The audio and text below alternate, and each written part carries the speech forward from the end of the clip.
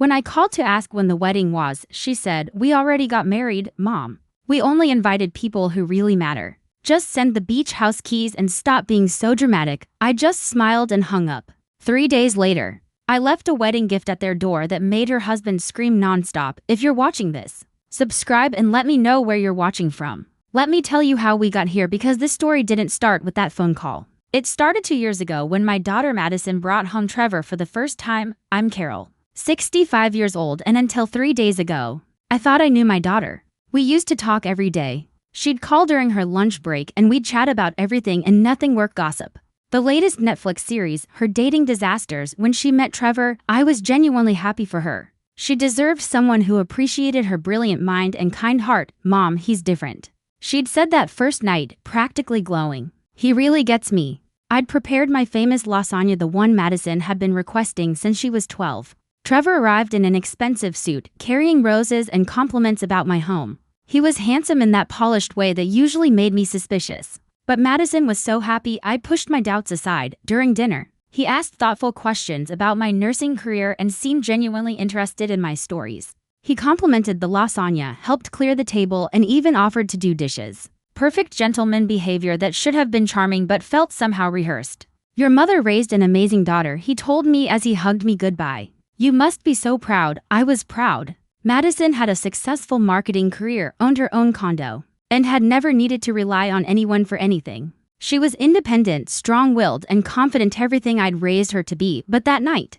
something nagged at me. Maybe it was the way he spoke about Madison, like she was a prize he'd won, or how he'd mentioned my beautiful beachfront property 3 times during dinner. I owned a small beach house in Cape Cod that had been in my family for 15 years, a place where Madison and I spent every summer together. He's very interested in our traditions. I told my sister Jana the next day. "That's sweet, Carol. It means he wants to be part of the family." I wanted to believe that. I really did. But something about Trevor's perfect smile reminded me of my ex-husband, Robert, Madison's father. Robert had that same charm, that same way of making you feel special until he decided you were no longer useful to him. Over the next few months, I watched Trevor slowly insert himself into every aspect of Madison's life. He had opinions about her friends, her job, even her relationship with me. The daily phone calls became weekly, then monthly, then barely at all. "Trevor thinks I should focus more on our relationship," Madison explained when I asked why she seemed distant.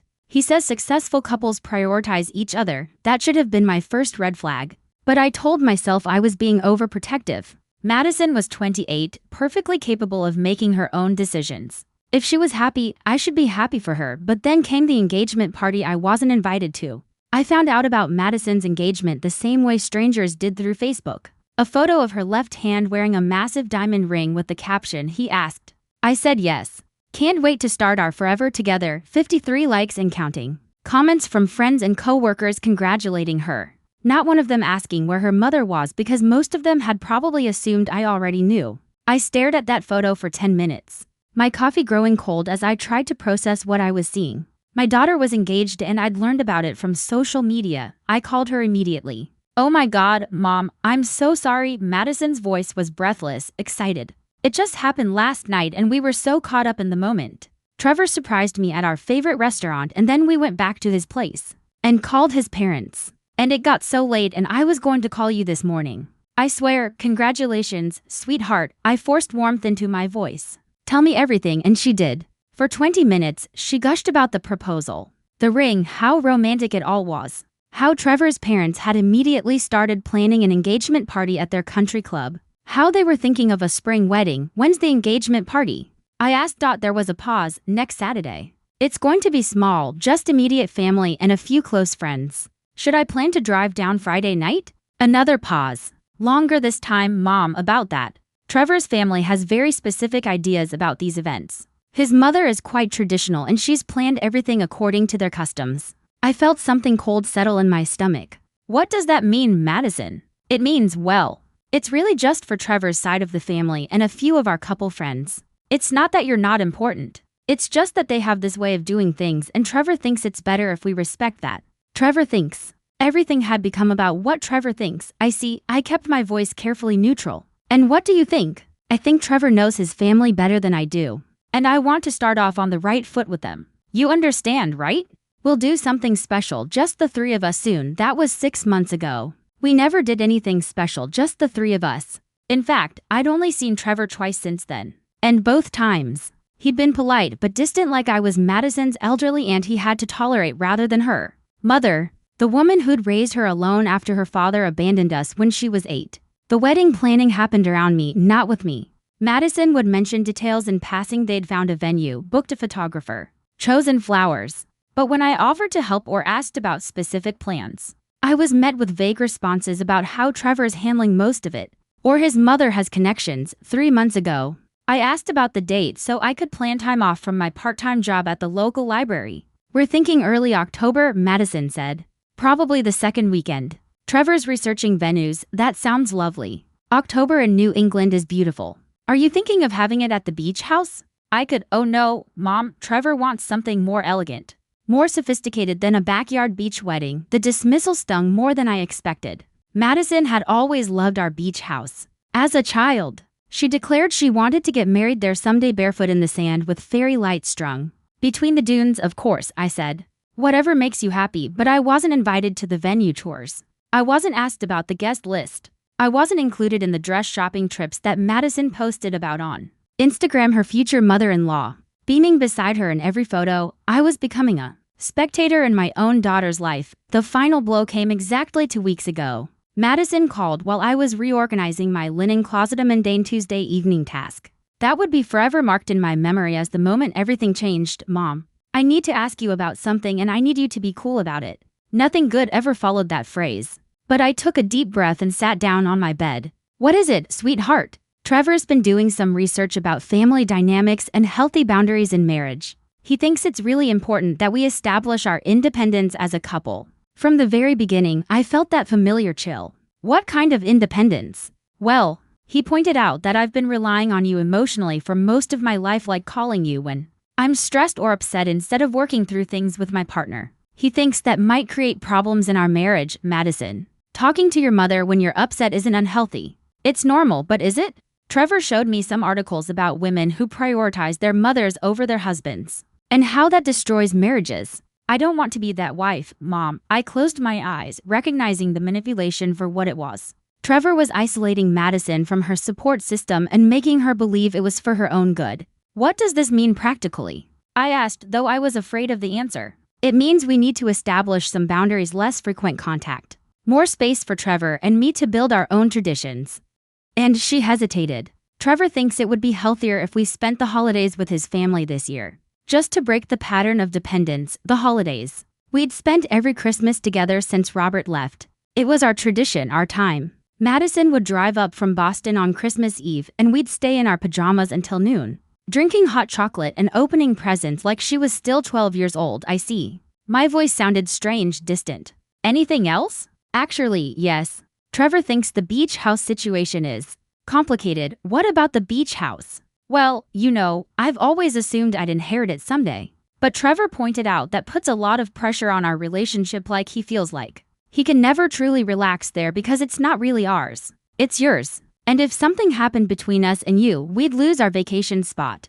I gripped the phone tighter. Are you asking me to sign the house over to you? Not exactly. Trevor thinks it would be better if we just found our own place, somewhere that's truly ours. He doesn't want to feel like he's constantly under scrutiny from you when we're supposed to be relaxing. Under scrutiny from me, the woman who'd barely seen him in the past year. Madison, that house has been in our family for 15 years. It's where you learn to swim, where we've made thousands of memories together. I know, Mom, and I treasure those memories. But I'm starting a new family now with Trevor, and he needs to feel like we have our own special places, places that didn't include me. I ended that conversation with promises to think about everything and respect their need for space. But inside, I was already planning. Not revenge, not yet. But I was going to find out exactly who Trevor really was and what he wanted from my daughter. It took me exactly 1 week of careful internet searches and a few phone calls to Madison's college friends to piece together Trevor's pattern.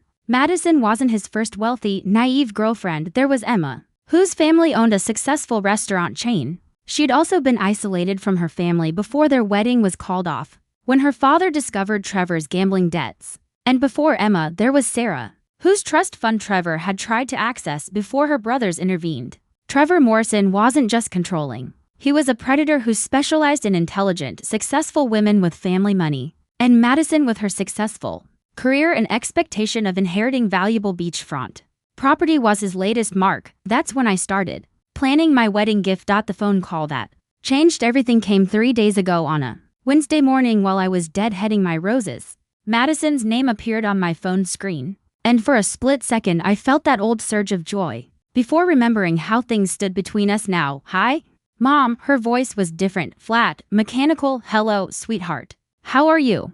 I'm calling to let you know that Trevor and I got married yesterday. It was a small ceremony. Just immediate family and our closest friends. I stopped breathing. Yesterday? But I thought you were having a wedding in October. We decided to do something more intimate. Trevor felt like a big wedding was too much pressure to commercial. We found a beautiful venue in Martha's Vineyard and kept it simple and secret, apparently. Congratulations, I managed. I'm sure it was beautiful. It was perfect, really. Trevor's parents were there and his sister flew in from California. My friend Jessica was my maid of honor and Trevor's best friend Tom was his best man. The photographer got some amazing shots. She was listing off details like she was reading from a catalog, not describing the happiest day of her life. But what struck me most was what she wasn't saying. That sounds lovely, Madison. I'm happy for you, thanks.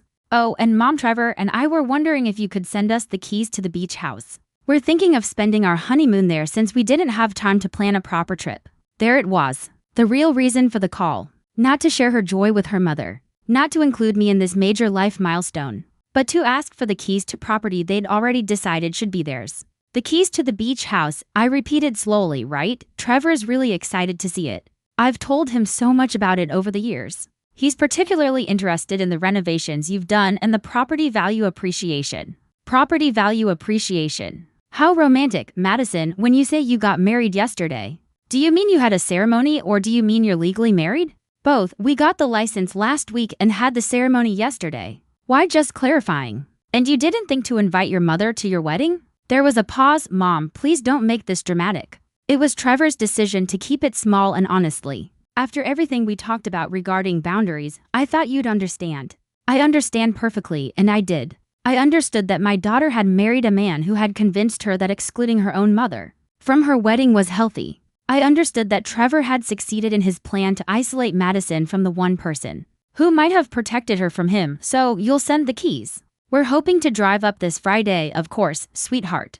I'll make sure you get them. After I hung up, I sat in my garden for a long time, staring at my roses and thinking about patterns. Trevor followed patterns. He isolated women from their families, convinced them to give him access to their assets, and then probably moved on when he'd gotten what he wanted or when someone started asking too many questions. But Trevor had made one crucial mistake. He'd assumed I was just another helpless mother who would quietly accept being cut out of her daughter's life. He'd underestimated what happens when you back a woman into a corner and take away the thing she loves most in the world. I spent the rest of that day making phone calls and sending emails. By evening, I had everything I needed to give Trevor exactly what he deserved.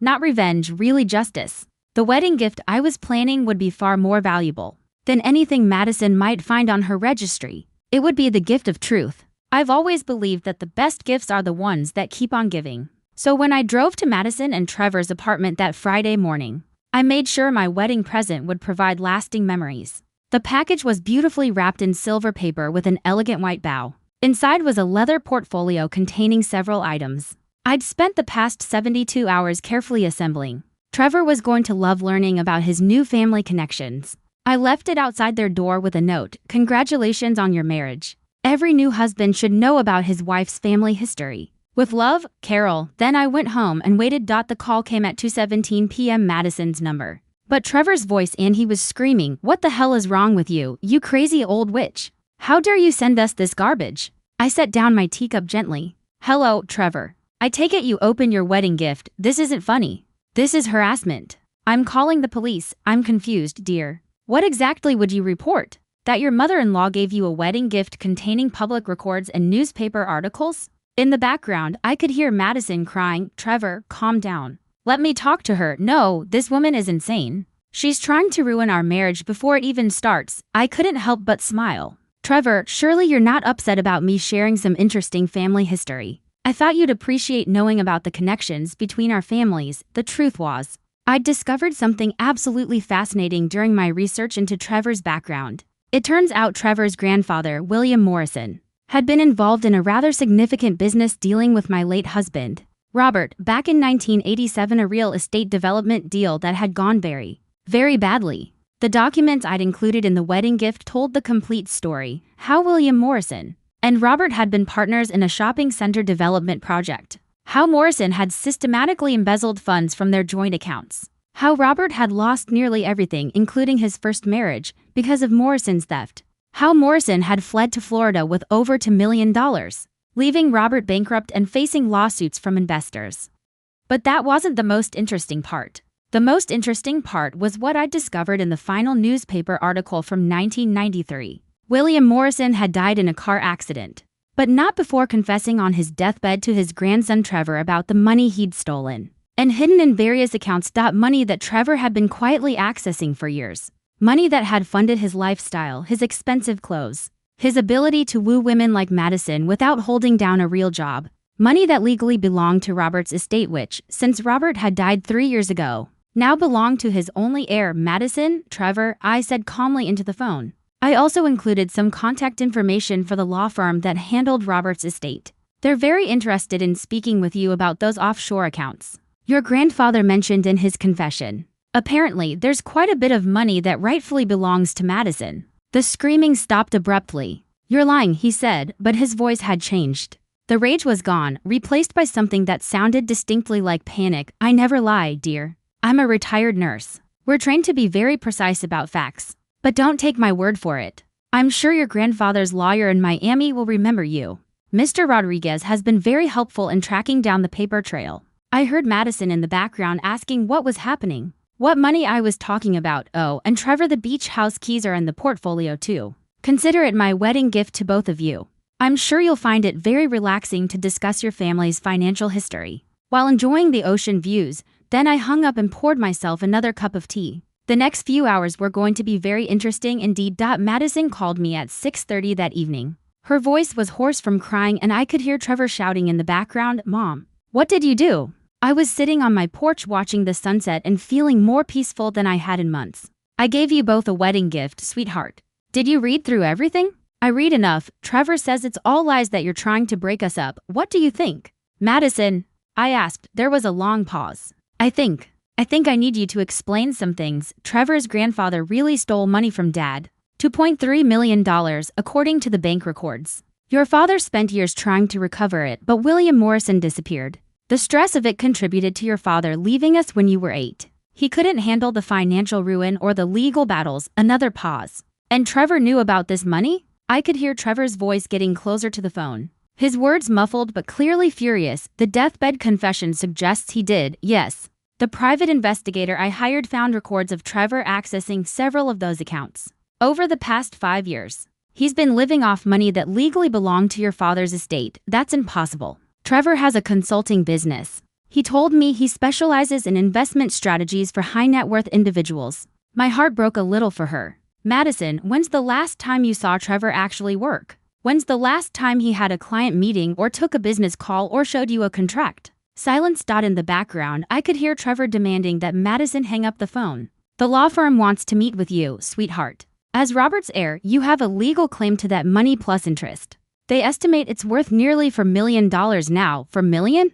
Madison's voice was barely a whisper. Trevor married you 3 days after I hired the private investigator. The timing seems rather coincidental, don't you think? Now I could hear Trevor clearly. He was telling Madison that I was lying, that I was jealous of their happiness, that I was trying to destroy their marriage because I couldn't stand to see her happy. Madison, I said gently, ask yourself this. If none of this is true, why is Trevor so upset? If his grandfather was innocent, wouldn't he want to clear his family's name? Wouldn't he be curious about getting justice for what happened to your father? The line went quiet except for the sound of Madison breathing. There's something else, I continued. The private investigator also found records of 2 previous engagements, Emma Chenin, 2019, and Sarah Walshin, 2021. Both engagements ended when their families discovered Trevor's financial deception. Both women had family money. Both were isolated from their support systems before the truth came out. Stop. Madison whispered. I have their contact information if you'd like to speak with them. I said stop. The line went dead. I set the phone down and looked out at the darkening sky. Tomorrow, Madison would have to decide what to believe. Tomorrow, she would have to choose between the man who had isolated her from everyone who loved her and the truth that could set her free. But tonight, for the first time in 2 years, Trevor Morrison was going to sleep knowing that his carefully constructed house of lies was crumbling around him. And I was going to sleep better than I had in months, knowing that my daughter finally had all the information she needed to make the right choice. The gift that keeps on giving. Indeed. Madison didn't call back that night or the next day. But on Sunday morning, I found her sitting on my front porch steps, still wearing the same clothes from Friday. Her eyes were red and swollen, her hair unwashed, and she looked like she hadn't slept in days. "Tell me everything," she said without even saying hello. I made coffee and we sat at my kitchen table, the same table where she'd done homework as a child, where we'd planned her college applications, where we'd shared 1,000 conversations about everything and nothing. Now, we were going to talk about how the man she'd married was a fraud. "Trevor left yesterday," she said, staring into her coffee cup. "Packed 2 suitcases and said he needed time to think. He told me you were poisoning our marriage with lies and that if I believed you over him, then maybe we weren't meant to be together." Classic manipulation. Give the victim an ultimatum that makes them feel responsible for the relationship's failure. Where did he go? I don't know. He turned off his phone. But Mom, she looked up at me with tears in her eyes. I found something. Madison pulled out a manila folder from her purse. After Trevor left, I went through his things, his laptop, his desk, everything. I found these. She spread out printed emails across my kitchen table. They were correspondence between Trevor and someone named Marcus Webb, discussing the Morrison inheritance and maintaining access to offshore accounts. The dates went back to years long before Trevor had even met Madison. "There's more," Madison said, her voice getting stronger. "I called Emma Chen yesterday, the woman from your private investigator's report." I raised an eyebrow. "What did she tell you?" "Everything. How Trevor isolated her from her family, convinced her to put him on her bank accounts. He even had her write a will leaving everything to him. Her father hired a detective and discovered Trevor's pattern. When they confronted him, he disappeared overnight."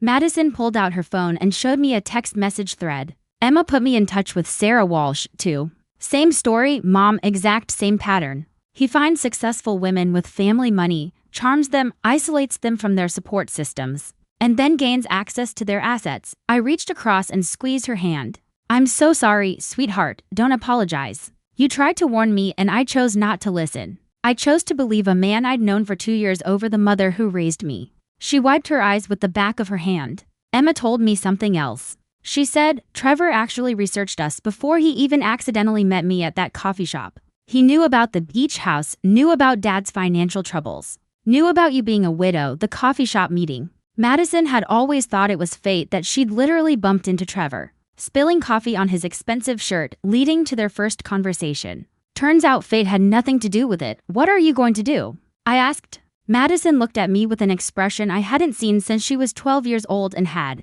decided to stand up to a bully at school, determined, fierce, ready for a fight. "I'm going to destroy him," she said simply. "But I'm going to need your help." For the first time in 2 years, my daughter was asking for my help instead of pushing me away. And for the first time since this whole nightmare began, I smiled with genuine happiness. "Tell me what you need." The plan we developed was beautifully simple. Trevor would come back eventually. Men like him always do when they think the crisis has passed. He'd apologize, promise to change, maybe even claim he'd been confused or overwhelmed by the accusations. He'd try to smooth things over and get back to his original plan of accessing Madison's assets. But when he came back, we'd be ready for him. Madison called the law firm that Monday and met with Robert's estate attorney, Patricia Winters. The news was even better than I'd hoped. Not only did Madison have a legal claim to the money Trevor's grandfather had stolen, but because Trevor had been accessing those accounts while knowing they contained stolen funds, he could be charged with criminal conspiracy and money laundering. The statute of limitations on the original theft has expired, Patricia explained to Madison over the phone. But your husband's recent access to those accounts resets the legal clock. He's essentially been receiving stolen property for years. Patricia also connected Madison with a federal investigator who specialized in financial fraud. Agent Jennifer Liu had been tracking Trevor's pattern for months, building a case based on complaints from Emma and Sarah's families. "We've been waiting for the right opportunity to move forward," Agent Liu told us during a conference call. "Your situation provides the final pieces we need. If you're willing to cooperate, we can set up a controlled operation." Madison agreed immediately. She wanted Trevor held accountable not just for what he'd done to her, but for what he'd done to Emma and Sarah and who knows how many other women. Wednesday afternoon, Trevor texted Madison, "Can we talk? I miss you. I'm ready to come home." Madison showed me the message. Should I respond? Tell him you miss him too and that you're sorry for doubting him. Tell him you realize I was just jealous and trying to cause trouble. She typed the message. Her jaw clenched with anger, but her words perfectly crafted to appeal to Trevor's ego. He responded within minutes, saying he'd be home by Friday evening and that they could start fresh. Agent Lou briefed us Thursday morning. The apartment will be monitored. Madison, you'll be wearing a wire and we'll have agents positioned nearby. All you need to do is get him to admit he knew about the stolen money and that he married you to gain access to your inheritance. What if he doesn't confess? Madison asked. Then we proceed with the financial evidence we already have. But a recorded confession would strengthen the case significantly and help us pursue charges related to his other victims. Friday evening came faster than I expected. I sat in my living room, supposedly reading a book, but actually staring at my phone, waiting for updates. Agent Lou had given me a number to call if Madison needed help, though they assured me the apartment was completely secure. At 7:43 p.m., my phone buzzed with a text from Madison. He's here. At 8:15 p.m., he brought flowers and wine, playing the perfect apologetic husband. At 8:52 p.m., he's talking about planning a real honeymoon, asking about accessing my savings account for deposits. At 9:31 p.m., got him to admit he knew about the offshore accounts. FBI moving in now. I set down my phone and poured myself a glass of wine. Trevor Morrison's predatory career was officially over, but somehow I suspected the most satisfying part was still to come. The local news picked up the story by Monday morning. Local man arrested in multi-state financial fraud scheme was the headline in the Portland Press Herald. They didn't mention Madison by name, referring to her only as the most recent victim. But Trevor's mugshot was prominently displayed. He looked exactly like what he was, a common criminal whose charm had finally run out. Madison came over for lunch that day, bringing Chinese takeout and looking lighter than she had in months. Agent Liu called this morning, she said, unpacking containers of lo mein and sweet and sour chicken. Trevor's been formally charged with conspiracy, money laundering, and fraud across multiple states. His bail was set at $500,000. I nearly choked on my tea. $500,000. Apparently, he's considered a flight risk since he has access to offshore accounts and a history of disappearing when confronted. His parents can't afford the bail and his accounts have been frozen pending investigation. We ate our lunch in comfortable silence for a few minutes before Madison spoke again. Mom, I need to ask you something and I need you to be honest. I set down my chopsticks. What is it? How long did you know? How long did you know about Trevor's pattern, about what he was really after? I considered lying or softening the truth, but Madison deserved honesty. I suspected something was wrong from the beginning, but I didn't have proof until about 3 months ago. That's when I hired the private investigator. 3 months ago. Madison nodded slowly. Right around the time I told you about the boundaries conversation, yes.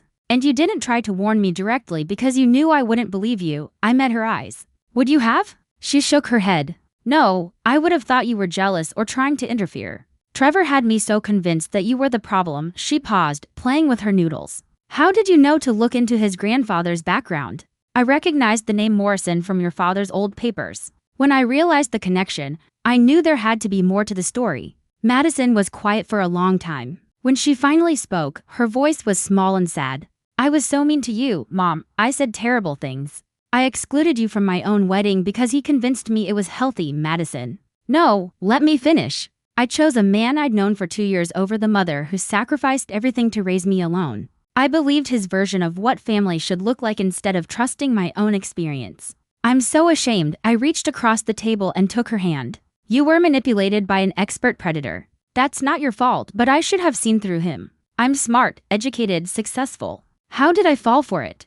Because he targeted those exact qualities. He found a strong, independent woman and convinced her that her strength was actually weakness. That's what predators do, sweetheart. They don't target weak people, they target people who have something they want. Madison squeezed my hand. How do I make this right between us? You already have. You're here. You're safe. And you're free. That's all I ever wanted. We finished our lunch and spent the afternoon looking through old photo albums. Madison pointing out pictures from beach house summers and asking me to tell her stories she'd forgotten. It felt like we were rebuilding something that had been broken brick by brick. That evening, as Madison was getting ready to leave, she paused at the door. Mom, there's going to be a civil trial. Agent Liu says the families of Trevor's other victims are filing a class action lawsuit to recover their losses. They want me to be part of it. Are you going to join them? Madison smiled, and for the first time in 2 years, it was the fierce, determined smile I remembered from her childhood. Oh, absolutely. I'm going to make sure Trevor Morrison never has the opportunity to hurt another woman again. That's my girl, I thought. Welcome back. The trial began 6 weeks later, and it was everything I could have hoped for. Patricia Winters had been right about the money. Madison was entitled to nearly $4 million in recovered assets, plus interest and damages. But more importantly, the prosecution had built an airtight case against Trevor that exposed his entire operation. Emma Chen flew in from Seattle to testify, looking confident and professional in a navy blue suit. Sarah Walsh drove up from New York, clearly nervous but determined to see justice done. Together with Madison, they painted a picture of a systematic predator who had refined his technique over years of practice. I sat in the gallery every day, watching my daughter tell her story with dignity and strength. She testified about the isolation, the manipulation, and the way Trevor had convinced her to doubt her own instincts and cut ties with her family. She spoke calmly and clearly, never breaking down, never letting emotion overwhelm her facts. Trevor's defense attorney tried to paint him as a misguided young man who had simply made poor choices, not a criminal mastermind. That strategy fell apart quickly when Agent Liu presented evidence of Trevor's detailed research into each of his victims, including surveillance photos of Madison taken weeks before their so-called accidental meeting. But the most devastating testimony came from an unexpected source. On the third day of the trial, the prosecution called Marcus Webb, the man who had been corresponding with Trevor about the offshore accounts. Webb had been arrested as an accomplice and had agreed to testify in exchange for a reduced sentence. Mr. Morrison contacted me in 2018, Webb testified, asking for help accessing accounts his grandfather had established before his death. When I explained the legal complexities, he told me he was working on a long-term plan to legitimize his access to the funds. What did he mean by long-term plan? The prosecutor asked. He said he was going to marry someone with a legal claim to the money. He showed me newspaper articles about Robert Thompson's financial losses and explained that Thompson's heir would be the rightful owner of the stolen funds. He said once he gained access to that person's finances through marriage, he could claim the offshore money as community property. Madison turned pale at this testimony. The prosecutor continued questioning Webb. Did Mr. Morrison discuss specific targets for this plan? Yes, he had identified 3 potential candidates based on their family financial histories and personal circumstances. He showed me social media profiles and explained why each woman would be vulnerable to his approach. Was one of those women Madison Thompson? Yes, he said she was the ideal target because she was successful but emotionally isolated after her father's abandonment, close to her mother who owned valuable property, and naive about relationships due to limited dating experience. I watched Madison's face as she heard herself described as a target, a mark to be exploited. The pain in her eyes was terrible, but beneath it, I saw something else: rage. Pure, focused rage at the man who had studied her vulnerabilities like a predator studies prey. Trevor's attorney objected repeatedly, but the damage was done. The jury now understood that Trevor hadn't simply been accessing stolen money. He had orchestrated an elaborate, multi-year plan to manipulate Madison into marriage so he could legally claim assets that belonged to her family. When Webb finished his testimony, Trevor looked smaller somehow, hunched in his chair like the pathetic criminal he'd always been beneath the expensive clothes and practiced charm. The jury deliberated for less than 3 hours. Guilty on all counts. The words echoed through the courtroom as Trevor Morrison's carefully constructed world collapsed around him. Conspiracy, money laundering, fraud, and a new charge the prosecutor had added based on Webb's testimony: criminal marriage fraud with intent to commit grand larceny. The judge sentenced him to 12 years in federal prison and ordered him to pay full restitution to all victims, totaling over $8 million, including interest and damages. Since Trevor had already spent most of the money he'd stolen, it meant he would leave prison as broke as his victims had been when he finished with them.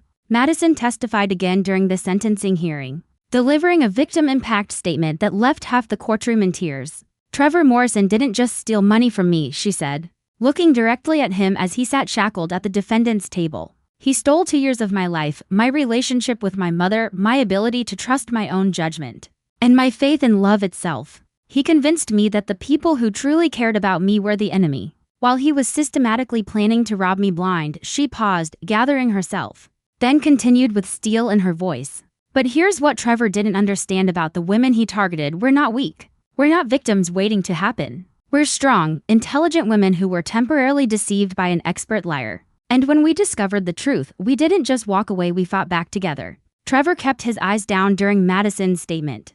But I saw his shoulders shake when she said, I hope you spend every day of your sentence thinking about the lives you destroyed, and the women who were strong enough to rebuild them after the sentencing. We gathered outside the courthouse, Madison, Emma, Sarah, Agent Lou, and me. The media wanted interviews, but we politely declined. This wasn't about publicity or revenge. It was about justice. Emma hugged Madison goodbye. Thank you for being brave enough to wear that wire. Without your recording, we might never have gotten a conviction. Sarah squeezed my hand. Thank you for not giving up on your daughter. If you hadn't investigated Trevor's background, he'd still be out there finding new victims, Agent Lou said as she handed us her card. You've helped us shut down a predator who might have hurt dozens more women. The FBI appreciates your cooperation, but more importantly, you should be proud of your courage. As the crowd began to disperse, Madison and I walked to our cars in comfortable silence. Finally, she turned to me. Mom, I have something to ask you. What is it, sweetheart? She smiled, that beautiful smile I'd missed for 2 years. Would you help me plan a real wedding? Someday, when I find someone who actually deserves me. Someone who loves you, too. Because anyone who can't appreciate my mother isn't worthy of me. I felt tears sting my eyes. I would be honored, and Mom. The beach house, she hesitated. I know Trevor made me say those awful things about it not being sophisticated enough. Too old-fashioned. But the truth is, I've always dreamed of getting married there. Barefoot in the sand, with fairy lights strung between the dunes. Just like I used to plan when I was little. It would be perfect, I said, hugging her tightly. As we drove away from the courthouse, I thought about the woman I'd raised. Madison had been temporarily lost, deceived by a master manipulator who had targeted her kindness and turned it against her. But in the end, the strength I'd seen in her since she was a child had come roaring back. She'd found her way back to herself and back to me. Trevor Morrison had made one fatal miscalculation. He'd assumed that isolating Madison from her family would make her vulnerable and dependent. Instead, it only made our eventual reunion stronger and our combined fury more devastating than he could have ever imagined. The predator had become the prey, and justice had been delivered by the very women he'd tried to destroy. Some wedding gifts really do keep on giving, and the gift of truth, once unwrapped, can never be taken back. Thanks for listening. Don't forget to subscribe and feel free to share your story in the comments. Your voice matters.